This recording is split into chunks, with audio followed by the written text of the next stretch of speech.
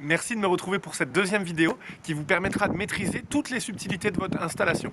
Si vous n'avez pas vu la première vidéo qui permet de profiter de son système de chauffage en toute sérénité, je vous invite à aller la visionner dès maintenant. Sinon, restez avec moi, je vous explique tout ce qu'il faut savoir sur les subtilités de votre installation. Dans ce qui va suivre, vous allez me retrouver dans deux décors différents. Je serai dans ce décor pour des explications générales qui sont communes à toutes les pompes à chaleur. Et dans ce décor, quand je vous ferai des explications spécifiques à votre machine. Laissez-vous guider, vous êtes au bon endroit pour comprendre le fonctionnement de votre pompe à chaleur Atlantique. C'est parti. Alors, je vais vous faire un focus sur le module extérieur. La première chose à savoir, c'est qu'il n'y a absolument rien à toucher. Il n'y a pas de bouton, il n'y a pas de niveau, il n'y a rien à vérifier. Vous n'avez rien à faire sur votre module extérieur.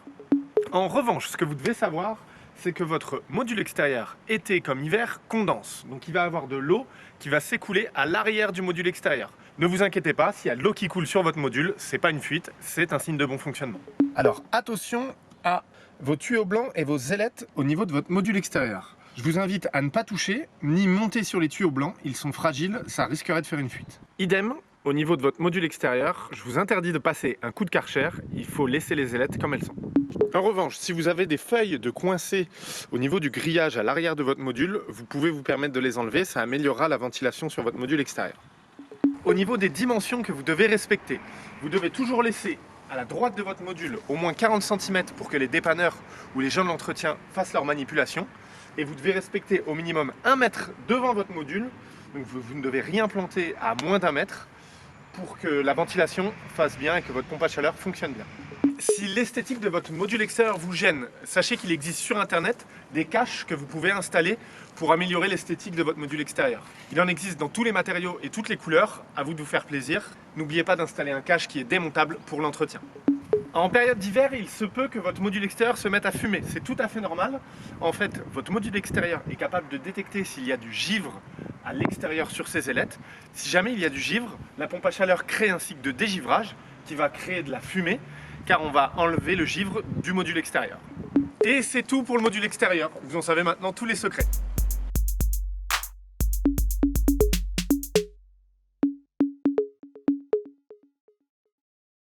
Maintenant, je vais vous expliquer comment maîtriser les subtilités de votre pompe à chaleur Atlantique au niveau de l'écran du module intérieur. C'est parti! Nous allons voir ensemble à quoi servent les pictogrammes que vous avez sur votre écran. Sur votre display, il y a plusieurs données qui vont vous intéresser, je vous montre ça. Tout d'abord au niveau des rondes température. La température que vous retrouvez en haut précédée de l'icône thermomètre est la température mesurée par votre thermostat. Par exemple, si votre thermostat est placé dans votre maison, vous lirez à cet endroit la température qu'il y a à l'intérieur de votre logement. La température en dessous est la température de consigne que vous avez réglée avec votre thermostat. En fait, à cet emplacement, vous trouverez la température de chauffage que vous souhaitez ressentir dans votre maison. La température dans le nuage, en haut à droite, est la température qu'il fait à l'extérieur de votre maison. C'est la température mesurée par la sonde extérieure.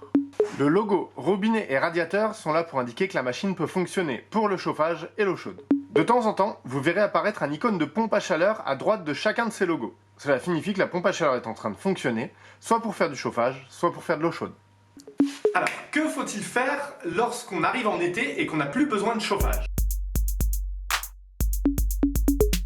Alors nous, ce qu'on vous conseille, c'est de laisser la machine allumée. De toute manière, la machine doit faire fonctionner son ballon d'eau chaude, donc on vous invite vraiment à la laisser fonctionner toute l'année.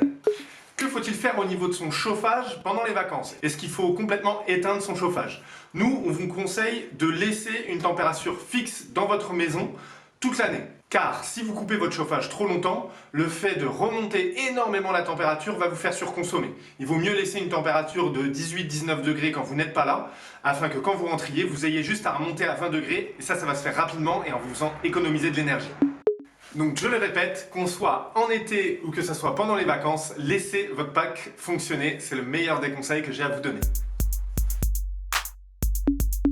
Alors, au niveau de votre pompe à chaleur, vous avez plusieurs organes de sécurité. Moi, je vais vous en parler de un seul qui va être important pour vous. Ça va être le groupe de sécurité qui se situe juste ici.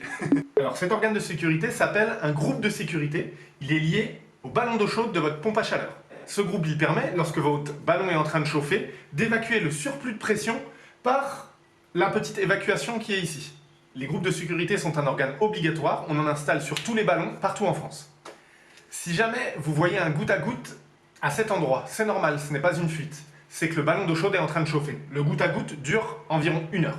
En revanche, si vous voyez de l'eau couler en permanence pendant plusieurs heures et que l'eau ne s'arrête pas de couler, c'est que votre groupe de sécurité est défectueux. Appelez-nous au niveau du SAV et on viendra pour le dépanner.